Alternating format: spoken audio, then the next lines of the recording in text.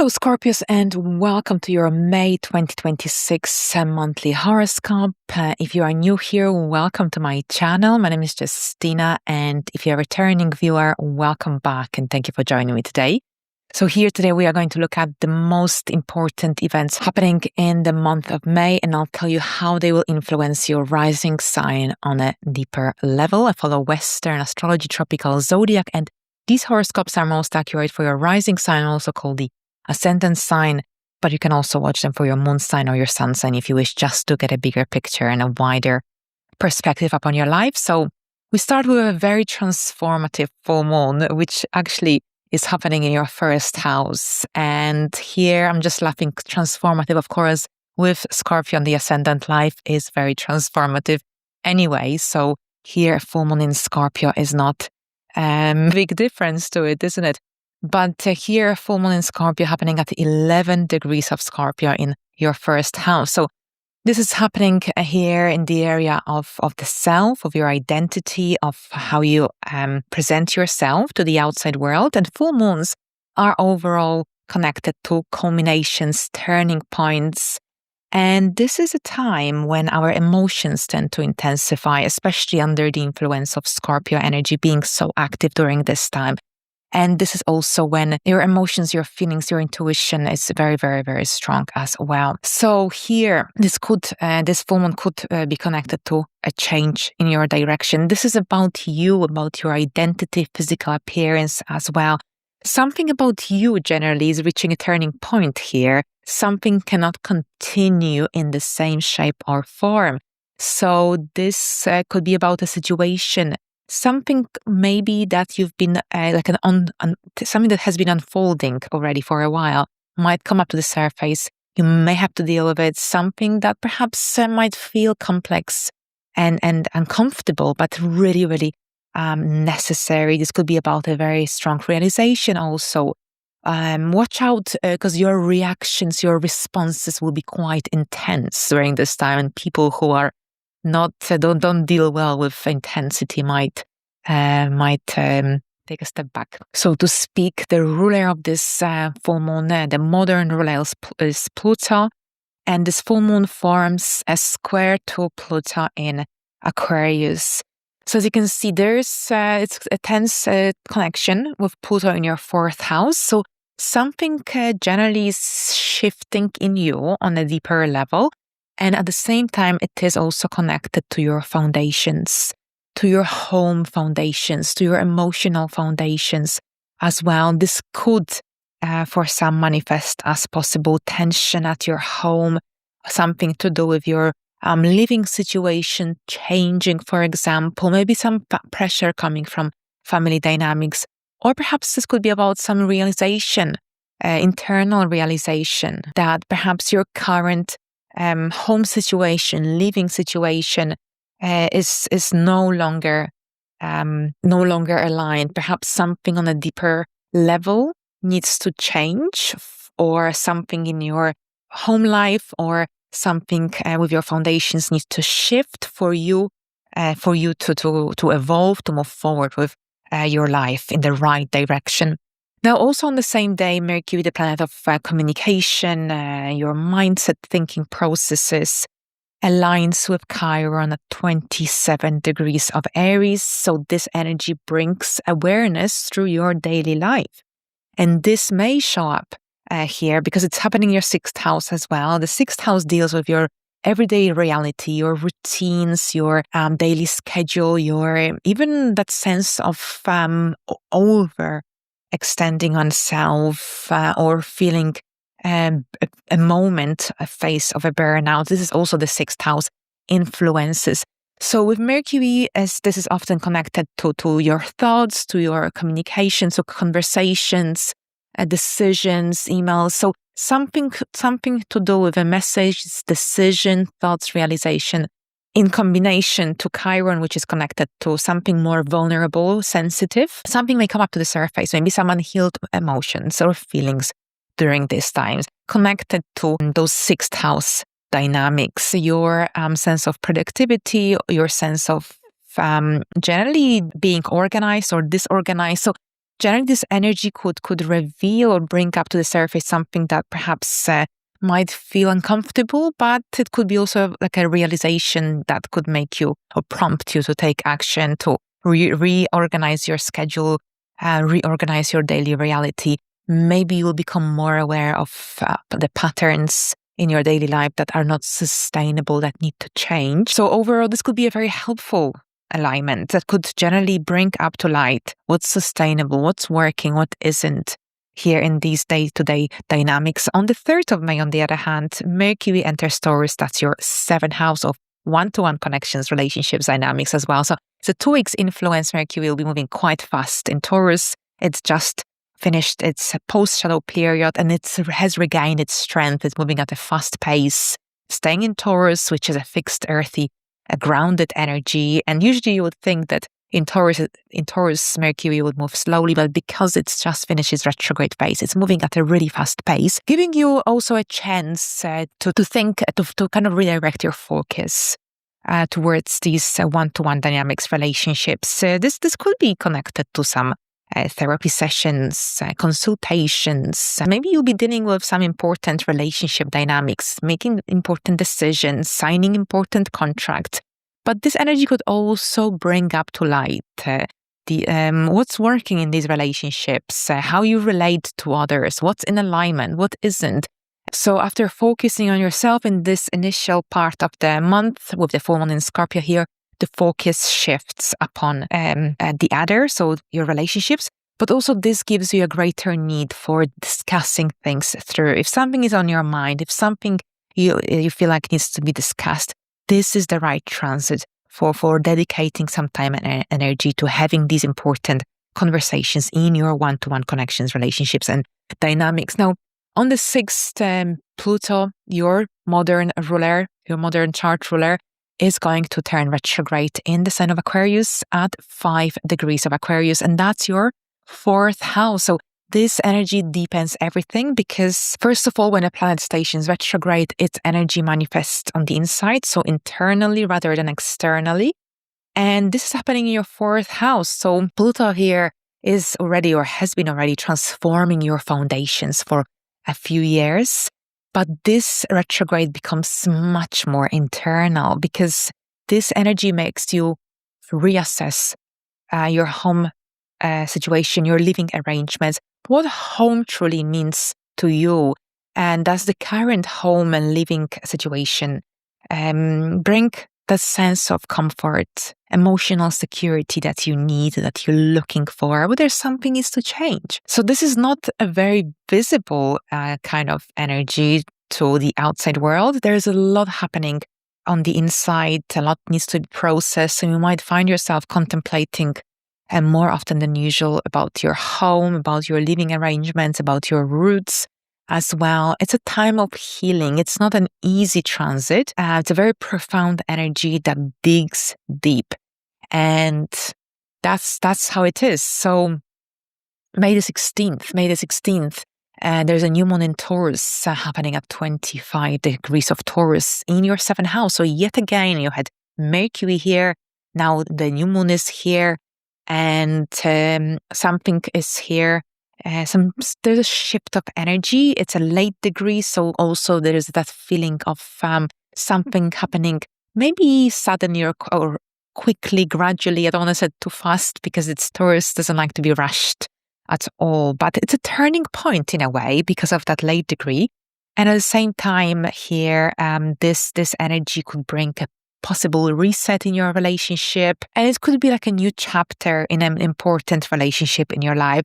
It could indicate a possible shift, maybe a mutual goal. This could be also connected to a collaboration with another person, a business partnership, some kind of mutual work or goal, or perhaps a new contract, a dental plan, a new client, for example, that may come into your life, perhaps a new approach, how you want to deal with people, with your clients or in your relationship, for example. Because remember, you've got Uranus is out of this area of your life and now Uranus is in the 8th house. So very different dynamics.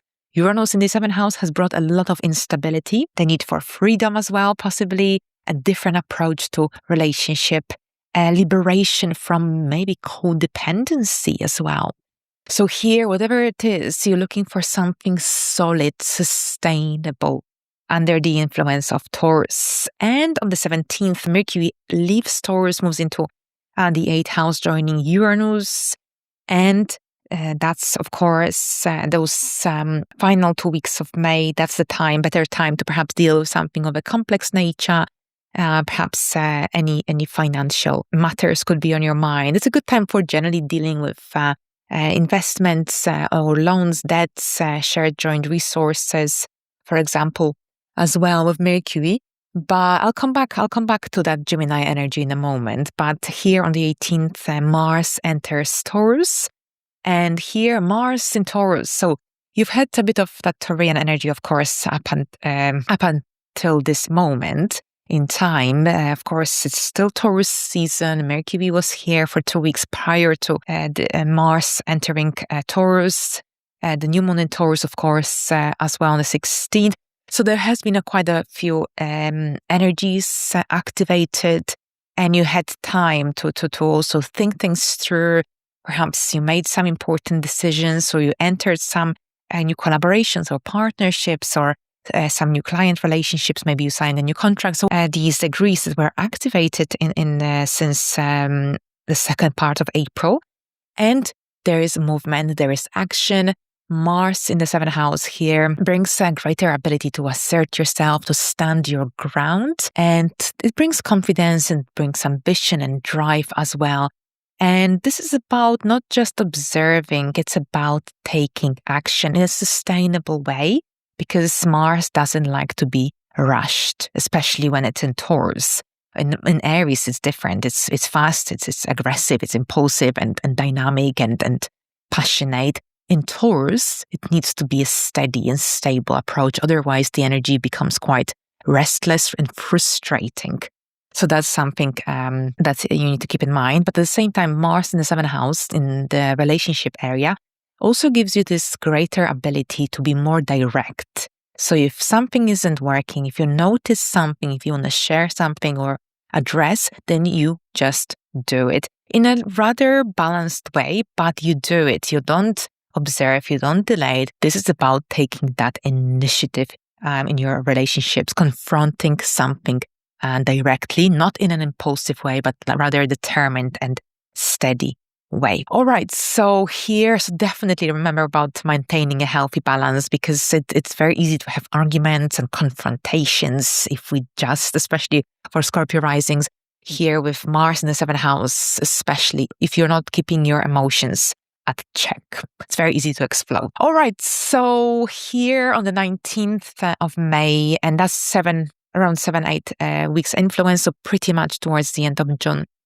Now, on May the 19th, Venus enters Cancer. So a really beautiful, harmonizing, stabilizing, nurturing energy of Venus, which brings a lot of charm and harmony, visibility into your 9th house, and also willingness to meet halfway and to understand or hear other people's points of view. Because remember, the 9th house is connected to something bigger than life, bigger than the mundane, and it is connected to our life philosophy, our beliefs, so politics as well. So very often with the 9th house influence, we want to engage in these eye-opening conversations that lead to something expansive, conversations that open our eyes, broaden our horizons. And here with Venus in the 9th house, Venus also helps us to be more understanding and to be more willing to hear the other person's point of view and to see things differently. So there's that interest to actually for a different, more balanced, harmonious approach. And at the same time, this energy could also make you feel drawn to something that can help you to expand your horizons, your knowledge, your wisdom. So it's a really beautiful energy that can also bring some new connections into your life with people with whom you could establish emotional understanding. Because here with the Cancerian energy, there needs to be that emotional fulfillment, even if you engage in some new activities, adventurous activities, let's say, or some self-growth or development courses, workshops. they need to feel emotionally nourishing for you to fully enjoy them. And with Venus can direct you to the right places as well. This is a good time for traveling as well to some beautiful destinations where you feel like at home. Or you might go home if you leave it somewhere away from home. Venus could also see you traveling with a friend abroad or with a group of friends. It's a very, very social energy. All right, so on May the 21st, the Sun enters Gemini. And this is your 8th house. So whenever here the Sun enters Gemini, and that's the 8th house. So the house of transformation, regeneration, deep energies, deep connections, emotional bonds. So there's this shift of energy happening. Uranus is here at this point, Mercury as well. And you've got, of course, the Sun. So here the shift is happening on a deeper level. This is the house of depth. And this energy generally brings that transformative energy, but at the same time, it helps you to deal with matters of a complex nature. Things that, and it also helps you to address things that perhaps are usually uncomfortable, but this time during the Sun transit in your 8th house, you've got the energy to confront the more complex energies. For some, this could mean conducting some research studies, diving deeper into some financial opportunities, maybe support. Overall, the Sun transit in your 8th house, support comes through others, through third parties. So it might be that perhaps someone could offer you a job or some kind of financial contract or financial opportunity may come through others. Very often with the 8th house, I noticed even for myself with 8th house transits, people reached out to me and offered me some interesting opportunities or collaborations or some involvement in some projects. So that's definitely here, could manifest for you as well.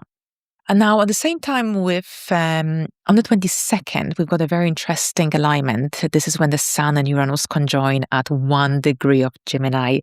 So it's a conjunction here happening on the 22nd. So keep your schedule light if you can, because this is generally a kind of energy that brings sudden opportunities in a very unexpected way. This could be about some sudden opportunities coming through someone else, through other people. Maybe some financial changes as well coming your way, some unexpected decisions, ideas, revelations, for example. And there's a shift of energy. With the 8th house, it's always something complex and deeper. It's not always easy to define, but something might be changing quickly in your life, and it will require you to adapt quickly and effectively as well. Stay flexible and adaptable if you can. Don't overbook your schedule for this day, because this is not surface level kind of energy or influence, if you will. Now we end the month with a full moon in Sagittarius. We started with a full moon in Scorpio. We end with a full moon in the sign of Sagittarius. So really interesting energies as we end and begin the month, but much lighter at the end, because here Sagittarius, that's your 2nd house. So this is your area of money, the money that you earn through your own efforts, through your own skills, through your income. And this is also the area of self-worth, self-esteem as well. So as I mentioned earlier, full moons bring culminations, turning points. Something in your financial sector comes here to light, comes up to the surface, need to be addressed. Maybe you're completing a major financial project. Maybe you are completing a financial plan. Perhaps you've been paying off something by installments, let's say something that you bought a while ago. This could also see you perhaps even making a big purchase. Maybe you're purchasing a car. You've been saving up and now you are ready to purchase it, because the 2nd house is also connected to purchases, and the 2nd house deals with movable possessions. So a vehicle is a movable possession. Now the 2nd house full moon could also indicate some new financial opportunities, maybe a side hustle, an idea for a new business side hustle. Remember, new moons, this is just an idea, but full moons is actually when we take action, when we see results of our efforts, when we are seeing things being manifested. So we'll explore it deeper and further closer to the date. In the meantime, have a good month. Thank you so much. And until the next time, bye for now.